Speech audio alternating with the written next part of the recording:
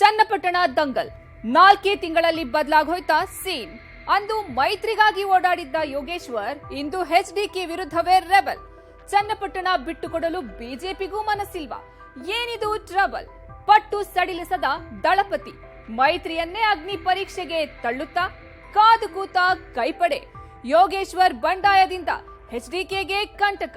ಇದೇ ಹೊತ್ತಿನ ವಿಶೇಷ. ಚನ್ನಪಟ್ಟಣ ಅಗ್ನಿಕುಂಡ. ರಾಜಕೀಯವಾಗಿ ಚನ್ನಪಟ್ಟಣ ಅಗ್ನಿಕುಂಡವಾಗಿದೆ. ಈ ಅಗ್ನಿಕುಂಡದಲ್ಲಿ ಯಾರ ಪ್ರತಿಷ್ಠೆ ಬೆಂಕಿಗೆ ಬೀಳುತ್ತೋ ಏನೋ ಗೊತ್ತಿಲ್ಲ. ಆದ್ರೆ ಇದೇ ಚನ್ನಪಟ್ಟಣದಲ್ಲಿ ಕೈ ಹಿಡಿದು ಓಡಾಡುವ ಮೂಲಕ ಶತ್ರುಗಳಾಗಿದ್ದವರು ಬ್ರದರ್ ಆಗಿದ್ರು. ಆದ್ರೆ ಆ ಸ್ನೇಹ ಸಂಬಂಧಗಳೆಲ್ಲ ಕೇವಲ ರಾಜಕೀಯಕ್ಕಾಗಿ ಮಾತ್ರ ಅನ್ನೋದು ಮತ್ತೊಮ್ಮೆ ಸಾಬೀತಾಗ್ತಿದೆ. ಎಲ್ಲ ಮರೆತು ರಾಜಕಾರಣಕ್ಕಾಗಿ ಒಂದಾಗಿದ್ದವರು ಅದೇ ರಾಜಕಾರಣದಿಂದ ಮತ್ತೆ ವೈಮನಸ್ಸು ಮೂಡಿಸಿಕೊಂಡು ತೋಳೇರಿಸೋಕೆ ಮುಂದಾಗ್ತಿದ್ದಾರೆ. ಅಷ್ಟಕ್ಕೂ ಅದ್ಯಾರ ಬಗ್ಗೆ ಮಾತನಾಡ್ತಿದ್ದೀವಿ ಅನ್ನೋದು ಈಗಾಗ್ಲೇ ನಿಮ್ಗೂ ಗೊತ್ತಿರುತ್ತೆ. ಎಸ್, ಅದೇ ಯೋಗೇಶ್ವರ್ ಹಾಗೂ ಕುಮಾರಸ್ವಾಮಿ ವಿಚಾರವೇ ಹೇಳ್ತಿರೋದು. ಅಷ್ಟಕ್ಕೂ ಈ ಇಬ್ಬರ ಮಧ್ಯೆ ಅದ್ಯಾಕೆ ಮತ್ತೆ ಸಂಬಂಧ ಹಳಸೋಕೆ ಶುರುವಾಯ್ತು? ಈ ಇಬ್ಬರ ನಡುವಿನ ವೈಮನಸ್ಸು ದೋಸ್ತಿಗಳ ಮೈತ್ರಿಯನ್ನೇ ಅಗ್ನಿ ಪರೀಕ್ಷೆಗೆ ದೂಡುತ್ತಾ? ಏನ್ ಕತೆ ನೋಡೋಣ ಬನ್ನಿ.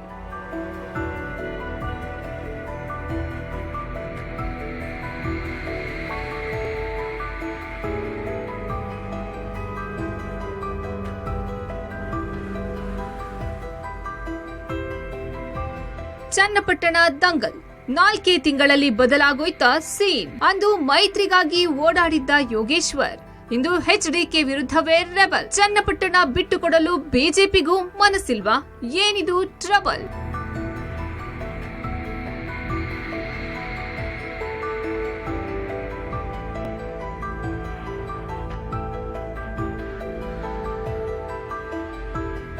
ಪಟ್ಟು ಸಡಿಲಿಸದ ದಳಪತಿ ಮೈತ್ರಿಯನ್ನೇ ಅಗ್ನಿ ಪರೀಕ್ಷೆಗೆ ತಳ್ಳುತ್ತಾ ಕಾದು ಕೂತ ಕೈಪಡೆ.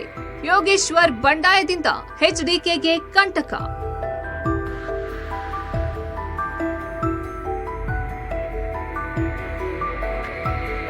ಚನ್ನಪಟ್ಟಣದ ಈ ಸೈನಿಕ ಇದ್ಯಾಕೆ ಹೀಗೆ ಇಂಡಿಪೆಂಡೆಂಟ್ ಆಗಿ ನಿಲ್ಲೋ ಮನಸ್ಸು ಮಾಡ್ತಿದ್ದಾರೆ ಅನ್ನೋದನ್ನ ಹೇಳೋಕು ಮೊದಲು ಇದೇ ಯೋಗೇಶ್ವರ್ ಕಳೆದ 4 ತಿಂಗಳ ಹಿಂದೆ ಹೇಗಿದ್ರು ಅನ್ನೋದನ್ನ ತೋರಿಸ್ತೀವಿ.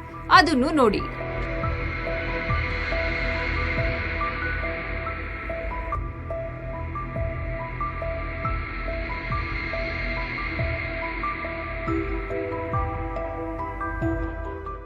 ಹೌದು, ಇದು ಕೇವಲ 4 ತಿಂಗಳ ಹಿಂದಿನ ದೃಶ್ಯ.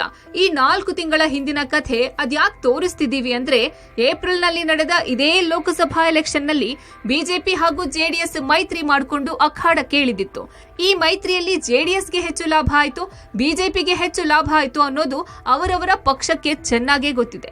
2 ಸೀಟು ಗೆದ್ದ ಜೆಡಿಎಸ್ ಕೇಂದ್ರದಲ್ಲಿ ಮಂತ್ರಿ ಸ್ಥಾನ ಪಡೆದುಕೊಂಡಿದೆ. ಹಾಗಂತ ಜೆಡಿಎಸ್ಗೆ ಹೆಚ್ಚು ಲಾಭ ಆಯ್ತು ಅಂತ ಹೇಳೋಕೆ ಆಗೋಲ್ಲ. ಈ ಮಂತ್ರಿ ಭಾಗ್ಯ ಕುಮಾರಣ್ಣಗೆ ಸುಮ್ನೆ ಸಿಕ್ಕಿದ್ದಲ್ಲ. ಒಂದ್ ವೇಳೆ ಕುಮಾರಸ್ವಾಮಿ ಜೊತೆಗಿನ ಮೈತ್ರಿ ಇಲ್ಲದೆ ಹೋಗಿದ್ರೆ ಈ ಬಾರಿಯ ಲೋಕಸಭಾ ಚುನಾವಣೆಯಲ್ಲಿ ಹಳೆ ಮೈಸೂರು ಭಾಗದಲ್ಲಿ ಬಿಜೆಪಿ ಕಳಪೆ ಸಾಧನೆ ಮಾಡ್ತಿತ್ತು ಅನ್ನೋ ಅಭಿಪ್ರಾಯವೂ ಇದೆ.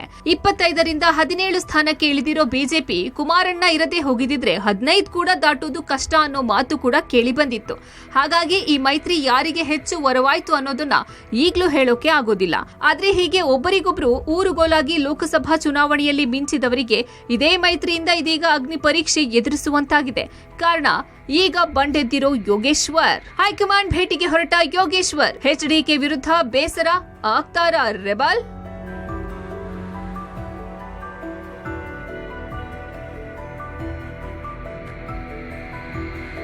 ಅಷ್ಟಕ್ಕೂ ಯೋಗೇಶ್ವರ್ ಹಾಗೂ ಕುಮಾರಸ್ವಾಮಿ ಅವರು ಬದ್ಧ ವೈರಿಗಳು. ಹೇಗಾದ್ರೂ ಮಾಡಿ ಕುಮಾರಸ್ವಾಮಿಯನ್ನ ಸೋಲಿಸಿ ಚನ್ನಪಟ್ಟಣದಲ್ಲಿ ಮತ್ತೊಮ್ಮೆ ಆಧಿಪತ್ಯ ಸ್ಥಾಪಿಸಬೇಕು ಅಂತ ಪ್ರಯತ್ನಿಸುತ್ತಿದ್ದಾರೆ. ಕಳೆದ 2 ಚುನಾವಣೆಗಳಲ್ಲೂ ಅದು ಕೈಗೂಡ್ಲಿಲ್ಲ. ಆದ್ರೆ ಇತ್ತೀಚೆಗಿನ ಜೆಡಿಎಸ್ ಹಾಗೂ ಬಿಜೆಪಿ ಮೈತ್ರಿಯಿಂದಾದ್ರೂ ಚನ್ನಪಟ್ಟಣದಲ್ಲಿ ಸಾಂಪ್ರದಾಯಿಕವಾಗಿ ಎದುರಾಗುತ್ತಿದ್ದ ಕುಮಾರಸ್ವಾಮಿ ಈಗ ಕೇಂದ್ರ ಸಚಿವರಾಗಿರೋದ್ರಿಂದ ದಾರಿ ಸುಗಮ ಆಯಿತು. ಇನ್ನೇನು ಈ ಬಾರಿ ಎದುರಾಗುವ ಬೈ ಎಲೆಕ್ಷನ್ ನಲ್ಲಿ ಚನ್ನಪಟ್ಟಣದಲ್ಲಿ ಆರಾಮಾಗಿ ಗೆದ್ದುಕೊಳ್ಳಬಹುದು ಅನ್ನೋ ನೆಮ್ಮದಿಯಲ್ಲಿದ್ದ ಯೋಗೇಶ್ವರ್ಗೆ ಕುಮಾರಣ್ಣ ಕೊಕ್ಕೆ ಹಾಕಿದ್ದಾರೆ. ತಿಂಗಳ ಹಿಂದೆಯೇ ಚನ್ನಪಟ್ಟಣದ ಟಿಕೆಟ್ ವಿಚಾರದಲ್ಲಿ ಯೋಗೇಶ್ವರ್ ಅವರ ನಂಬಿಕೆಯನ್ನು ಕುಮಾರಸ್ವಾಮಿ ಅವರು ಮುರಿದಿದ್ದು ಹೇಗೆ ಗೊತ್ತಾ? ನಾನು ಕೂಡ ಈಗ ಅವರಿಂದ ಒಂದು ಅನುಮೋದನೆ ಕಾಯ್ತಾ ಇದ್ದೀನಿ. ನಿಂತ್ಕೊಳ್ಳೋದು ಅನ್ನೋದು ಬೇಡ, ಅವ್ರು ಕ್ಲಿಯರ್ ಆಗಿ ನೀವೇ ಹೇಳ್ಬಿಡಿ ಸರ್, ಬಂದು ಒಂದು ಮಾಧ್ಯಮಕ್ಕೆ ಹೇಳಿ ಅಂತ ಹೇಳಿದ್ದೀನಿ. ಮತ್ತು ಸೂಚ್ಯವಾಗಿ ನಾನೇ ನಿಂತ್ಕೋಬೇಕು ಅಂತಲೂ ಹೇಳಿದ್ದಾರೆ. ನಾನು ಕೂಡ ಈಗ ಅವರಿಂದ ಒಂದು ಅನುಮೋದನೆ ಕಾಯ್ತಾ ಇದ್ದೀನಿ. ನಿಂತ್ಕೊಳ್ಳೋದು ಅನ್ನೋದು ಬೇಡ, ಅವ್ರು ಕ್ಲಿಯರಾಗಿ ನೀವೇ ಹೇಳ್ಬಿಡಿ ಸರ್, ಬಂದು ಒಂದು ಮಾಧ್ಯಮಕ್ಕೆ ಹೇಳಿ ಅಂತ ಹೇಳಿದ್ದೀನಿ.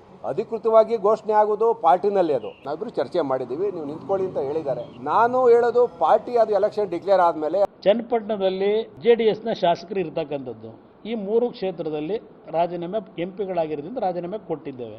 ಇಲ್ಲಿ ಪ್ರಶ್ನೆ, ನನ್ನ ಕಾರ್ಯಕರ್ತರುಗಳ ಒಪಿನಿಯನ್ನು ನಾನು ತಗೋಬೇಕಲ್ಲ. ನಾನು ಅವ್ರಿಗೂ ಹೇಳಿದ್ದೇನೆ, ನಮ್ಮ ಕಾರ್ಯಕರ್ತರುಗಳನ್ನು ಭೇಟಿ ಮಾಡಿ ಅವರನ್ನು ವಿಶ್ವಾಸಕ್ಕೆ ತೆಗೆದುಕೊಳ್ಳಿ, ನಂತರ ತೀರ್ಮಾನ ಮಾಡೋಣ ಅಂತ ಹೇಳಿದ್ದೇನೆ. ಇಲ್ಲಿ ಇನ್ನೂ ಯಾವುದೇ ರೀತಿಯ ತೀರ್ಮಾನಗಳು BJP ಹೈಕಮಾಂಡ್ ಜೊತೆನೂ ನಾನು ಚರ್ಚೆ ಮಾಡಿಲ್ಲ, ಅವರು ಇನ್ನೂ ನನ್ನ ಜೊತೆ ಯಾರೂ ಚರ್ಚೆ ಮಾಡಿಲ್ಲ.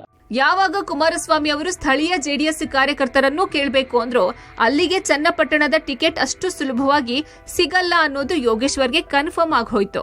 ಈ ಬಗ್ಗೆ ಕುಮಾರಸ್ವಾಮಿ ಅವರ ಬಳಿ ಮಾತಾಡೋಕೆ ಹೋದ್ರೂ ಯಾವುದೇ ಪ್ರಯೋಜನ ಆಗ್ಲಿಲ್ಲ. ಕುಮಾರಸ್ವಾಮಿಗೆ ಚನ್ನಪಟ್ಟಣ ಬಿಟ್ಕೊಡೋ ಮನಸ್ಸೇ ಇಲ್ಲ ಅನ್ನೋ ವಿಚಾರ ತಿಳಿದು ಈಗ ಯೋಗೇಶ್ವರ್ ರೆಬಲ್ ಆಗೋಕೆ ನಿಂತಿದ್ದಾರೆ.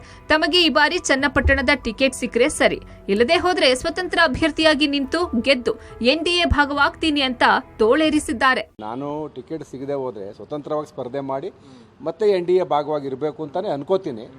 ನೋಡೋಣ ಮುಂದೆ ಏನೇನು ಯಾವ್ಯಾವ ಥರ ತಿರುವು ತಗೊಳ್ತಾ ರಾಜಕಾರಣ ಹೇಳಕ್ ಬರಲ್ಲ. ನಮಸ್ಕಾರ. ತಮ್ಮಿಂದಲೇ JDS BJP ಮೈತ್ರಿ ಕುದುರಿದ್ದು, ತಾನು ಸಹಕಾರ ನೀಡಿದ್ದಕ್ಕೆ ಕುಮಾರಸ್ವಾಮಿ ಮಂತ್ರಿಯಾಗಿರೋದು.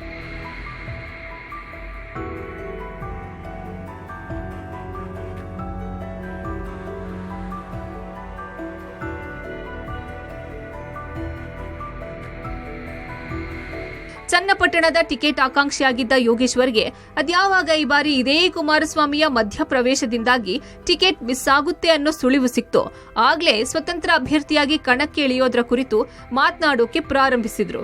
ಇದೇ ಕಾರಣಕ್ಕೆ ಆಪ್ತರ ಸಭೆಗಳನ್ನು ಮಾಡಿದ್ರು. ಇನ್ನೇನು ಸಮಾವೇಶ ಮಾಡೋಕ್ಕೂ ಮುಂದಾಗಿದ್ರು.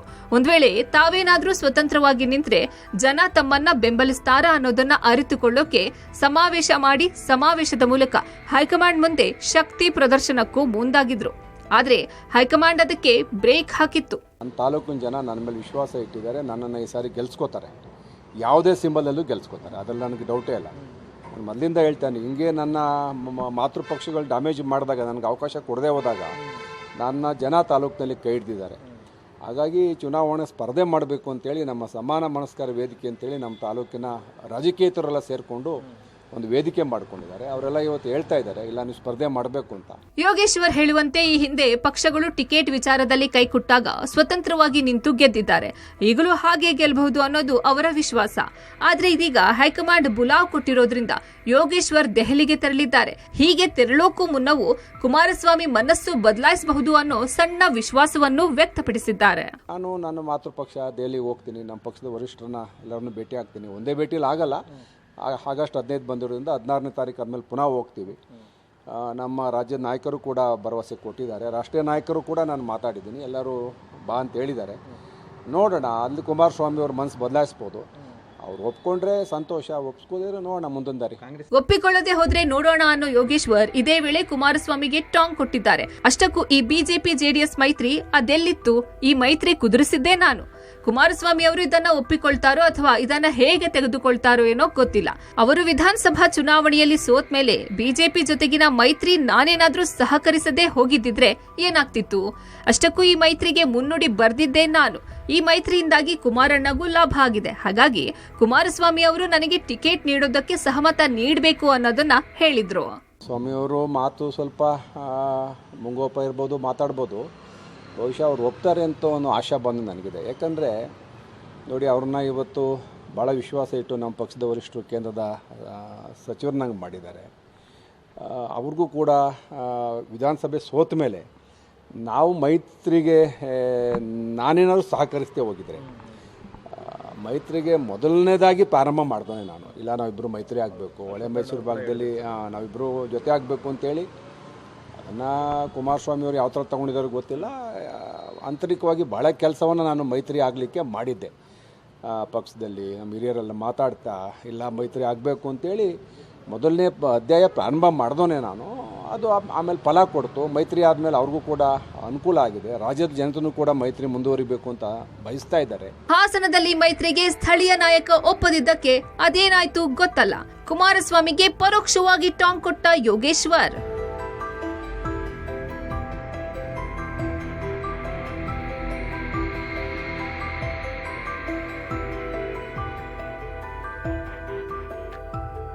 ಯೋಗೇಶ್ವರ್ ಅದ್ಯಾವ ರೀತಿಯಲ್ಲಿ ಈ ಮೈತ್ರಿಗೆ ನಾನೇ ಕಾರಣ ಅಂದ್ರೋ ಏನೋ ಗೊತ್ತಿಲ್ಲ. ಆದ್ರೆ ಒಂದ್ ವೇಳೆ ನಾನು ಸಹಕಾರ ಕೊಡದೇ ಹೋಗಿದ್ದಿದ್ರೆ ಹಾಸನ ಕಥೆ ಆದಂತೆ ಆಗ್ತಿತ್ತು ಅಂತ ಪರೋಕ್ಷವಾಗಿ ಕುಮಾರಸ್ವಾಮಿಗೆ ಟಾಂಗ್ ಕೊಟ್ಟಿದ್ದಾರೆ.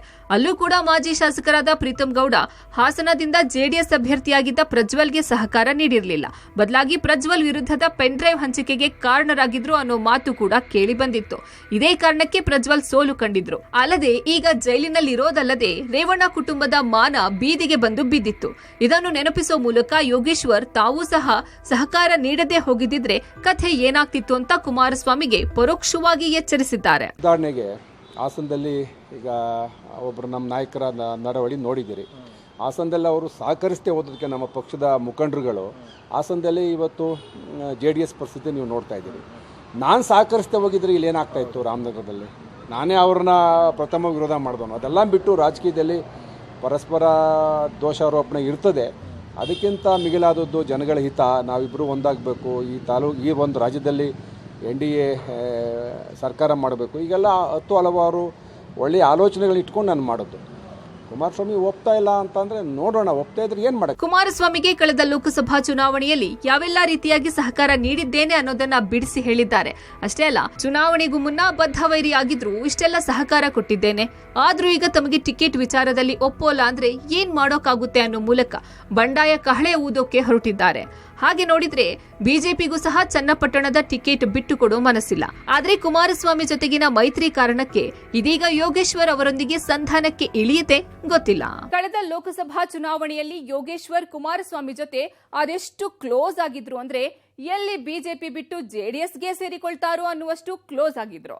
ಹೀಗೆ ಕ್ಲೋಸ್ ಆಗೋಕ್ಕೂ ಯೋಗೇಶ್ವರ್ಗೂ ಕಾರಣ ಇತ್ತು.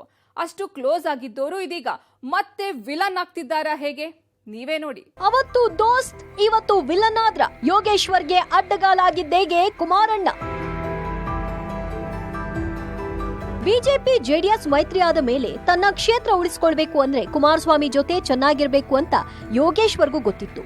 ಇವತ್ತು ಕುಮಾರಸ್ವಾಮಿ ಜೊತೆ ಕೈ ಜೋಡಿಸಿದ್ರೆ ನಾಳೆ ಕುಮಾರಸ್ವಾಮಿ ಅವರು ತಮ್ಮ ದಾರಿಗೆ ಅಡ್ಡ ಬರಲ್ಲ ಅಂತಾನೆ ಬಿಜೆಪಿಗಿಂತ ಹೆಚ್ಚಾಗಿ ಜೆಡಿಎಸ್ ಜೊತೆಗೆ, ಅದರಲ್ಲೂ ಕುಮಾರಣ್ಣನ ಜೊತೆಯಾಗೆ ಹೆಚ್ಚು ಓಡಾಡ್ಕೊಂಡ್ರು. ಯಾರಾದ್ರೂ ನೋಡಿದ್ರೆ ಇವರೇನಾ ಮೊನ್ನೆವರೆಗೂ ಬದ್ಧ ವೈರಿಗಳಂತೆ ಇದ್ದೋರು ಅಂತ ಬಿಟ್ಟ ಕಣ್ಣು ಬಿಟ್ಟಂತೆ ನೋಡುವಂತಾಗಿತ್ತು. ಆದ್ರೆ ಅದ್ಯಾವಾಗ ಚನ್ನಪಟ್ಟಣ ವಿಚಾರದಲ್ಲಿ ಕುಮಾರಸ್ವಾಮಿ ತಮ್ಮ ಪಟ್ಟು ಸಡಿಲಿಸದೆ ಹೋದ್ರು, ಆಗ ಮತ್ತೆ ಯೋಗೇಶ್ವರ್ ಕುಮಾರಸ್ವಾಮಿ ವಿರುದ್ಧ ತಿರುಗಿ ಬೀಳೋಕೆ ಶುರುವಾಗಿದ್ದಾರೆ. ಅಲ್ಲದೆ ಚನ್ನಪಟ್ಟಣದಲ್ಲಿ ಅಖಾಡಕ್ಕೆ ಇಳಿಯೋದು ನನ್ನ ಹಕ್ಕು ಅಂತಾನೂ ವಾದಿಸ್ತಿದ್ದಾರೆ. ಮೈತ್ರಿ ಮಾಡ್ಕೊಂಡ್ಮೇಲೆ ಬಿಜೆಪಿ JDS ಮೈತ್ರಿ ಮಾಡ್ಕೊಂಡ್ಮೇಲೆ NDA ಇಂದ ಕುಮಾರಸ್ವಾಮಿ ಅವರು ಇವತ್ತು ಕೇಂದ್ರದಲ್ಲಿ ಮಂತ್ರಿ ಆಗಿದ್ದಾರೆ. ಅವರು ತೆರವಾದ ಸ್ಥಾನಕ್ಕೆ ನಾನೇ ಹತ್ತಿರದ ಸಮೀಪದ ಪ್ರತಿಸ್ಪರ್ಧಿ. ಪ್ರತಿ ಚುನಾವಣೆಯಲ್ಲೂ ಒಂದು 10-15 ಸಾವಿರ ಡಿಫ್ರೆನ್ಸು ಎಲ್ಲ ಚುನಾವಣೆಯಲ್ಲೂ ಇದೆ. ಹಾಗಾಗಿ ಅವ್ರು ತೆರವಾದ ಮೇಲೆ ಸ್ವಾಭಾವಿಕವಾಗಿ ನನಗೆ ಬಿಟ್ಕೊಡ್ಬೇಕು ಅನ್ನೋದು ನನ್ನ ವಾದ ಮತ್ತು ನನ್ನ ಕ್ಲೈಮ್ ಕೂಡ. ಇತ್ತ ಯೋಗೇಶ್ವರ್ ಸಹ ಬಿಜೆಪಿ ಜೆಡಿಎಸ್ ಮೈತ್ರಿ ಸುಳಿವು ಸಿಕ್ಕೆ ಕುಮಾರಣ್ಣನ ಜೊತೆಗೂಡಿದ್ರು. ಕುಮಾರಸ್ವಾಮಿ ಲೋಕಸಭಾ ಅಖಾಡಕ್ಕೆ ಇಳಿದು ರಾಷ್ಟ್ರ ರಾಜಕಾರಣಕ್ಕೆ ಹೋದ್ರೆ ಇಲ್ಲಿ ಚನ್ನಪಟ್ಟಣವನ್ನ ತಾನು ಭದ್ರ ಮಾಡಿಕೊಳ್ಳಬಹುದು ಎಂಬ ಲೆಕ್ಕಾಚಾರದಲ್ಲೇ ಕುಮಾರಸ್ವಾಮಿ ಜೊತೆ ಕೈ ಜೋಡಿಸಿದ್ದು. ಅವರು ಗೆಲ್ಲಲಿ ಅಂತ ಯೋಗೇಶ್ವರ್ ಕೂಡ ಅಷ್ಟೇ ಸರ್ಕಸ್ ಮಾಡಿದ್ದು ಕೂಡ ಕುಮಾರಸ್ವಾಮಿ ಸಂಸದರಾದ ಮೇಲೆ ಚನ್ನಪಟ್ಟಣದಲ್ಲಿ ತಮಗೆ ಎದುರಾಳಿಯೇ ಇರೋದಿಲ್ಲ ಅನ್ನೋ ಕ್ಯಾಲ್ಕುಲೇಷನ್ ಇಂದಲೇ. HDK ಜೊತೆಗಿದ್ರೆ ಚನ್ನಪಟ್ಟಣ ಇನ್ನು ತನಗೇ ಸಿಗುತ್ತೆ ಅನ್ನೋ ಯೋಚನೆ ಎಲ್ಲ ಯೋಗೇಶ್ವರ್ಗೆ ತಲೆ ಕೆಳಗಾಗುವಂತೆ ಮಾಡಿದೆ. ಮೊನ್ನೆಯ ದೋಸ್ತಿಗಳ ಪಾದಯಾತ್ರೆಯಿಂದಲೂ ದೂರ ಉಳಿದು ಬಿಟ್ಟಿದ್ರು. ಹೈಕಮಾಂಡ್ಗೆ ತಲೆನೋವಾದ ಚನ್ನಪಟ್ಟಣ. ನಿಖಿಲ್ನ ನಿಲ್ಸೋಕೆ ತಂತ್ರ ಮಾಡ್ತಿದ್ದಾರ ಕುಮಾರಣ್ಣ? ಹೈಕಮಾಂಡ್ಗೂ ಈಗ ಚನ್ನಪಟ್ಟಣ ತಲೆನೋವಾಗಿದೆ. ಹಳೆ ಮೈಸೂರು ಭಾಗದಲ್ಲಿ ಬಿಜೆಪಿ ನೆಲೆ ಊರೋಕೆ ಚನ್ನಪಟ್ಟಣ ರಹದಾರಿಯಾಗಲಿದೆ. ಹಾಗಾಗಿ ಇದನ್ನ ತಮ್ಮಲ್ಲೇ ಉಳಿಸಿಕೊಳ್ಳೋಕೆ ಬಿಜೆಪಿಯೂ ಯೋಚಿಸುತ್ತಿದೆ. ಆದ್ರೆ ಇದಕ್ಕೆ ದೋಸ್ತಿ ಪಕ್ಷದ ಮೈತ್ರಿ ಅಡ್ಡ ಆಗ್ತಿದೆ. ಇತ್ತ ಕುಮಾರಸ್ವಾಮಿ ಸಹ ಚನ್ನಪಟ್ಟಣ ಬಿಟ್ಟು ಕೊಟ್ರೆ ಜೆಡಿಎಸ್ ಭದ್ರಕೋಟೆಯನ್ನ ತಾವಾಗೆ ಕಳೆದುಕೊಂಡಂತೆ. ಹಾಗಾಗಿ ಚನ್ನಪಟ್ಟಣದಿಂದ ಈ ಬಾರಿಯಾದ್ರೂ ನಿಖಿಲ್ನ ಅಖಾಡಕ್ಕೆ ಇಳಿಸಿ ಕ್ಷೇತ್ರ ಉಳಿಸಿಕೊಂಡ್ರೆ ಹೇಗೆ ಅಂತ ಯೋಚನೆ ಮಾಡ್ತಿದ್ದಾರೆ. ಅಷ್ಟೇ ಅಲ್ಲ, ಮಗನನ್ನ ನಿಲ್ಲಿಸಿಯೂ ಕ್ಷೇತ್ರವನ್ನ ಕೈಯಿಂದ ಕಳ್ಕೊಂಡ್ರೆ ಹೇಗೆ ಅನ್ನೋ ಆತಂಕವೂ ಕುಮಾರಸ್ವಾಮಿಗಿದೆ. ಹಾಗಾಗಿ ಇದೀಗ ಹೈಕಮಾಂಡ್ಗೆ ಕಂಡೀಷನ್ ಹಾಕೋಕೆ ಮುಂದಾಗಿದ್ದಾರಂತೆ. ಸದ್ಯ ಸ್ಥಳೀಯ ಬಿಜೆಪಿಗರ ಪ್ರಕಾರ ಚನ್ನಪಟ್ಟಣದಲ್ಲಿ CPY ಬಿಟ್ಟು ಬೇರೆ ಯಾರನ್ನಾದ್ರೂ ಕಣಕ್ಕೆ ಇಳಿಸಿದ್ರು ಕಾಂಗ್ರೆಸ್ಗೆ ಗೆಲುವು ಸುಲಭ ಎನ್ನಲಾಗ್ತಿದೆ. ಹಾಗಾಗಿ ಬಿಜೆಪಿಗೂ ಯೋಗೇಶ್ವರ್ಗೆ ಟಿಕೆಟ್ ಮಿಸ್ ಮಾಡೋದು ಇಷ್ಟ ಇಲ್ಲ. ಆದ್ರೆ ಇತ್ತ ಕುಮಾರಸ್ವಾಮಿ CPYಗೆ ಟಿಕೆಟ್ ಕೊಡೋದಾದ್ರೆ ಕೊಡಿ, ಆದ್ರೆ ಸಾರ್ವತ್ರಿಕ ಚುನಾವಣೆಯಲ್ಲಿ ನಿಖಿಲ್ಗೆ ಕೊಡಬೇಕು ಅನ್ನೋ ಕಂಡೀಷನ್ ಹಾಕೋಕೆ ಮುಂದಾಗಿದ್ದಾರಂತೆ. ಇದಕ್ಕೆ ಹೈಕಮಾಂಡ್ ಒಪ್ಪಿ ಹೇಗೋ ತಲೆದೂರಿರೋ ಸಮಸ್ಯೆಯನ್ನ ಬಗೆಹರಿಸಿಕೊಳ್ಳುತ್ತಾ ಅಥವಾ ಕಡೆಗಳಿಗೆಯಲ್ಲಿ ಕುಮಾರಣ್ಣ ಪ್ಲೇಟ್ ಚೇಂಜ್ ಮಾಡಿ ನಿಂತ್ರೆ ಸಿಪಿಐಗೆ ಟಿಕೆಟ್ ತಪ್ಪುತ್ತಾ ಈಗಲೇ ಏನು ಹೇಳೋಕಾಗ್ತಿಲ್ಲ. ಒಂದ್ ವೇಳೆ ಬಿಜೆಪಿ ಟಿಕೆಟ್ ಕೊಡದೆ ಹೋದ್ರೆ ಸಾಕು ತನ್ನತ್ತ ಸೆಳೆಯೋಕೆ ಕಾಂಗ್ರೆಸ್ ಕಾದು ಕೂತಿದೆ. ಈಗಾಗಲೇ ಯೋಗೇಶ್ವರ್ಗೆ ಮೆಸೇಜ್ ಕೂಡ ಪಾಸ್ ಮಾಡಿದೆ. ಹಾಗಾದ್ರೆ ಇಲ್ಲಿ ಟಿಕೆಟ್ ಮಿಸ್ ಆದ್ರೆ ಕಾಂಗ್ರೆಸ್ ಸೇರ್ತಾರಾ ಯೋಗೇಶ್ವರ್? ಏನ್ ಹೇಳ್ತಾರೆ ಅಂತ ನೋಡೋಣ ಬನ್ನಿ. ಯೋಗೇಶ್ವರ್ ನಿರ್ಧಾರಕ್ಕಾಗಿ ಕಾದು ಕೂತಿದ್ಯಾ ಕೈಪಾಳೆಯ? ಸಮಯ ಮೀರುತ್ತೆ, ಬೇಗ ಹೇಳಿ. ಹಾಕ್ತಿರೋದ್ಯಾರು ಒತ್ತಡ? ಅದ್ಯಾವ ನಿರ್ಧಾರಕ್ಕೆ ಬರಲಿದ್ದಾರೆ ಚನ್ನಪಟ್ಟಣದ ಸೈನಿಕ? ಅತ್ತ ಹೈಕಮಾಂಡ್ ಅದೇನ್ ಹೇಳುತ್ತೋ ಏನೋ ಗೊತ್ತಿಲ್ಲ. ಸದ್ಯ ಮಂಗಳವಾರ ರಾತ್ರಿಗೆಲ್ಲ ಹೈಕಮಾಂಡ್ ನ ನಿರ್ಧಾರ ಏನು, ದೋಸ್ತಿಗಳ ನಿರ್ಧಾರ ಏನು, ಇತ್ತ ಯೋಗೇಶ್ವರ್ ಅವರ ಫೈನಲ್ ಡಿಸಿಷನ್ ಏನು ಅನ್ನೋದ್ರ ಕ್ಲಾರಿಟಿ ಸಿಗಲಿದೆ. ಈ ಬೈ ಎಲೆಕ್ಷನ್ ನಲ್ಲಿ ಯೋಗೇಶ್ವರ್ಗೆ ಬಿಜೆಪಿಯಿಂದ ಟಿಕೆಟ್ ಸಿಕ್ಕರೆ ಓಕೆ, ಇಲ್ಲದೆ ಹೋದ್ರೆ ಇತ್ತ ಕಾಂಗ್ರೆಸ್ನಿಂದಲೂ ಮತ್ತೊಂದು ಆಪ್ಷನ್ ಓಪನ್ ಆಗಿದೆ.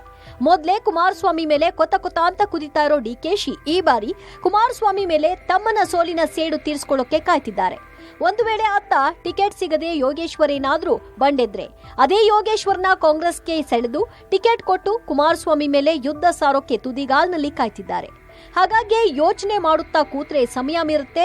ಇನ್ನೊಂದು ವಾರದಲ್ಲಿ ನಿಮ್ಮ ಅಭಿಪ್ರಾಯ ತಿಳಿಸಿ ಅಂತ ಡಿಕೆ ಬ್ರದರ್ಸ್ ಕೊನೆಯ ಸಂದೇಶವೊಂದನ್ನ ರವಾನಿಸಿದ್ದಾರೆ. ಕೆ ಶಿವಕುಮಾರ್ ಹೇಳ್ತಾರೆ, ಅವರು ರಾಜಕೀಯ ತಂತ್ರಗಾರಿಕೆ ಮಾತಾಡ್ತಾರೆ. ಡಿ ಕೆ ಶಿವಕುಮಾರ್ ಅವರು ಯಾವ ಟೈಮಲ್ಲಿ ಏನೇನು ಮಾತಾಡಬೇಕು ಅಂತ ಅವ್ರು ಚೆನ್ನಾಗಿ ಅರ್ಥವ್ರೆ.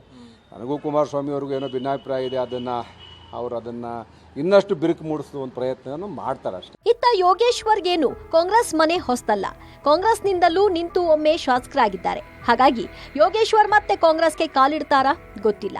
ಕುಮಾರಸ್ವಾಮಿ ಜೊತೆಗಿನ ಸಂಬಂಧವನ್ನ ಗಟ್ಟಿ ಮಾಡಿಕೊಂಡ್ರೆ ಚನ್ನಪಟ್ಟಣವನ್ನ ಸುಲಭವಾಗಿ ಗೆದ್ದುಕೊಳ್ಳಬಹುದೆಂಬ ಯೋಗೇಶ್ವರ್ ಲೆಕ್ಕಾಚಾರ ತಲೆ ಕೆಳಗಾಗುತ್ತಿದ್ದಂತೆ ಯೋಗೇಶ್ವರ್ ಕಾಂಗ್ರೆಸ್ ಮನೆಯತ್ತ ತಿರುಗಿ ನೋಡ್ತಿದ್ದಾರೆ. ಅಷ್ಟಕ್ಕೂ ಯೋಗೇಶ್ವರ್ ಸ್ವತಂತ್ರವಾಗಿ ಸ್ಪರ್ಧೆ ಮಾಡೋ ಯೋಚನೆಯಲ್ಲಿದ್ರು. ಜನರ ನಾಡಿ ಮಿಡಿತ ಅರಿಯೋಕೆ ಅಂತಾನೆ ಸಮಾವೇಶ ನಡೆಸೋಕು ಮುಂದಾಗಿದ್ರು. ಆದ್ರೆ ಹೈಕಮಾಂಡ್ ಅದಕ್ಕೆ ಬ್ರೇಕ್ ಹಾಕಿತ್ತು. ಹೀಗೆ ಬ್ರೇಕ್ ಹಾಕಿದ ಬೆನ್ನಲ್ಲೇ ದೆಹಲಿಗೆ ಕರೆಸಿಕೊಂಡಿದೆ. ಅಲ್ಲಿ ಅದೇನ್ ಮಾತುಕತೆ ಆಗುತ್ತೋ, ಯೋಗೇಶ್ವರ್ಗೆ ಟಿಕೆಟ್ ಸಿಕ್ಕರೆ ಓಕೆ, ಆದ್ರೆ ಮಿಸ್ ಆಯ್ತು ಅಂದ್ರೆ ಇತ್ತ ಕಾಂಗ್ರೆಸ್ ಮನೆ ಸೇರ್ತಾರಾ ಅಥವಾ ಬಂಡೇಳ್ತಾರಾ? ಅದ್ಯಾವ ನಿರ್ಧಾರ ಮಾಡಲಿದ್ದಾರೋ ಏನೋ ಸದ್ಯಕ್ಕಂತೂ ಗೊತ್ತಿಲ್ಲ.